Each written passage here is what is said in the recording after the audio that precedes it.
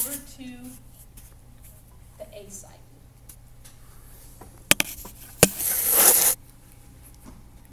All right, so the extending chain is there on the diagram. It's going to have a transpeptidation reaction and move that growing amino acid chain over to this new tRNA that came in at that acceptor site. So you can see from the figure here, you have a growing amino acid chain here at the P site on its tRNA.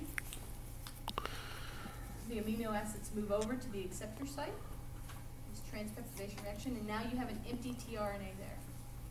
Everything shifts to the left where the empty tRNA goes to the exit site and can leave. And now you have a 3-base pair amino acid protein chain beginning there.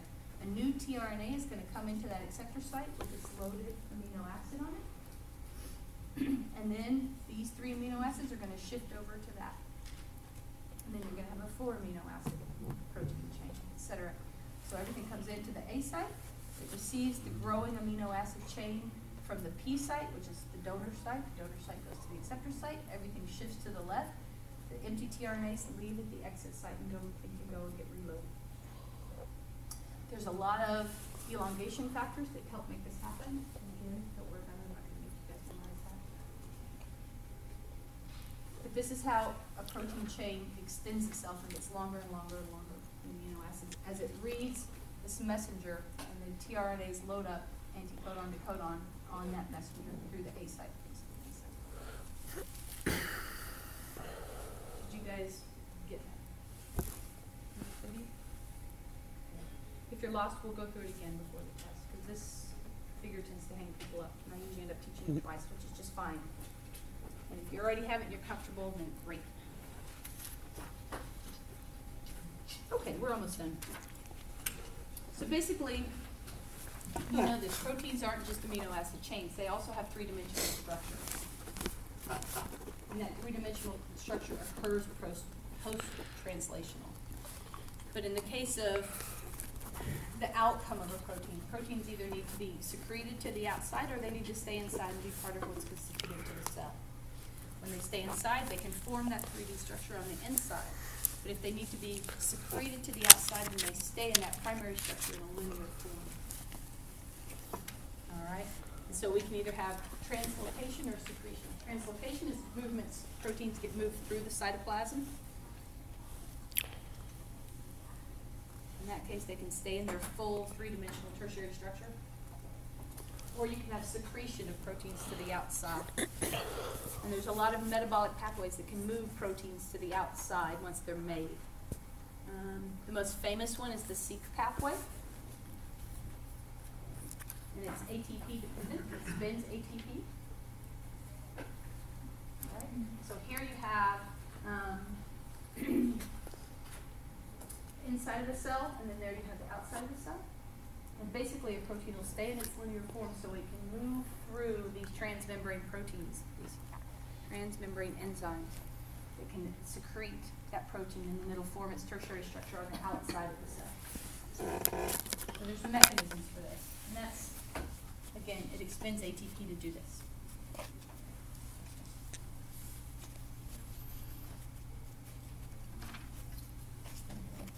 All right, any questions? I actually did go pretty fast, so if I can go over anything again, we've got time. Yeah. Go back to the P site. Yeah. Okay. All right. Okay, so let's just quickly go through this. You need the 3 pieces they're out there in the cell somewhere. You have 30S subunit. You have a messenger that's being laid down, okay, that's coming off of its RNA, its RNA polymerase. You have a messenger RNA coming off of its RNA polymerase. All right, it comes together with the 30S subunit and its first tRNA. In the case of bacteria, it's formyl methionine, just like methionine in eukaryotes.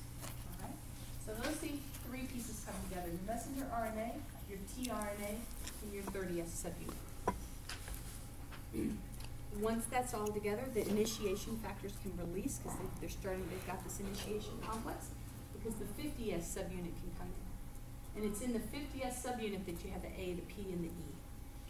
All right? So the 50S subunit comes and situates itself down, binding that messenger RNA between the 30S and the 50S. think about your ribosome. It's just a big ball of ribosomal RNA and proteins facilitating this movement. So, you have, in this case, the formal methionine is here at the P site. It has an amino acid on there. The next amino acid, whatever it is for your protein, I don't know, valine, whatever, it comes in as a loaded tRNA at the A site. Okay, so you're going to have a new, that first tRNA comes in there. In that case, you have this transpeptidation reaction where you take the amino acid from the donor site, from its tRNA, and extend it onto the top of the new tRNA coming in. So here's that new tRNA coming in. Here are the amino acids that are over here in the donor site. And they move it over. So now this tRNA has 3 amino acids attached to it. Okay, they're going to move over in that reaction just like this. Everything's going to shift to the left. So the empty tRNA now is going to be at the exit site. This tRNA that now has a 3 amino acid chain is going to be in the donor site. All right, and you're going to have an empty A site, empty acceptor site. So now a new tRNA can come into this acceptor site and take those 3 and pile it on top, and it will become a 4 amino acid chain. Then everything will move left again, and something will exit. The empty tRNA will exit from the exit site, and now your donor site will have a 4 amino acid chain. So when the next tRNA comes in with only 1 amino acid on it, those 4 will come up, and now it'll be a 5 amino acid chain, and then everything will shift over. That help? We can go through it again before exam time. Anything else?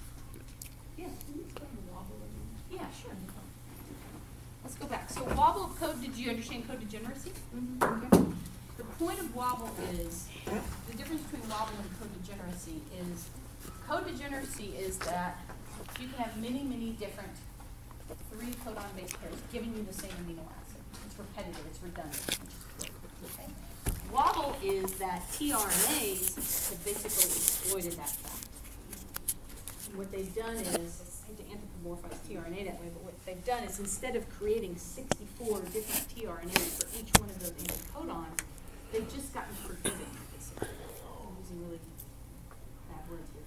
They've gotten much more adaptive to where normally you would think the anticodon for a GGC would only be CCG, okay? But instead, it can also, in this case it's GGU, it can still give you, even though this codon is not exactly the same as this one, it's still going to give you the same tRNA. It still knows, even though this doesn't pair up perfectly, it still knows it's a glycine because the GG. Because the code's redundant, it didn't need to make 64 different tRNAs. And frankly, it would almost be inefficient to do that too. Not just inefficient from the standpoint of making all those tRNAs, but inefficient from the standpoint of if you have fewer tRNAs out there swirling around in the soup, they're more likely to get the right one. Mm-hmm. So the codon really is just the first 2. In most cases, not always. So there's going to be times where you're going to have problems. In most cases. But looky here, where's one? Histidine. In this case, histidine and what's gin? Gin. Whatever. This one you have. Gin tonic.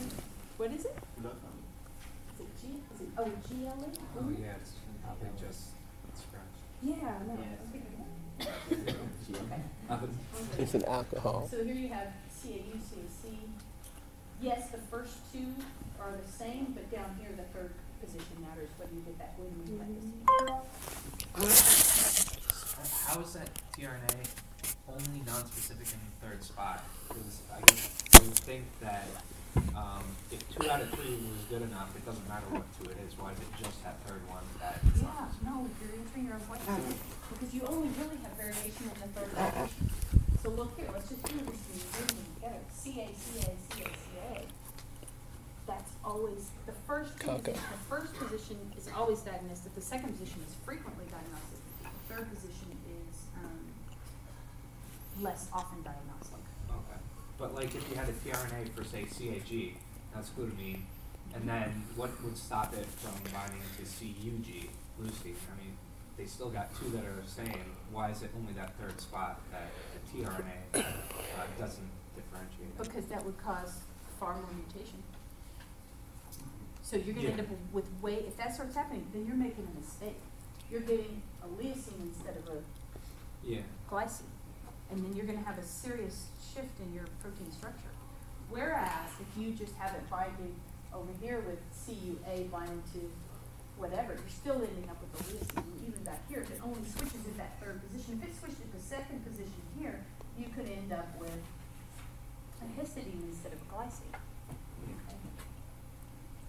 I mean, I get why it should work that way, I guess I'm more asking why it does. Why Like, does it what work? about the structure of the tRNA makes it only specific to that third spot? This is such a lame answer, but it's the truth. Think about all the millions and millions and billions of years of evolutionary pressure that are going to select out that level of mutation.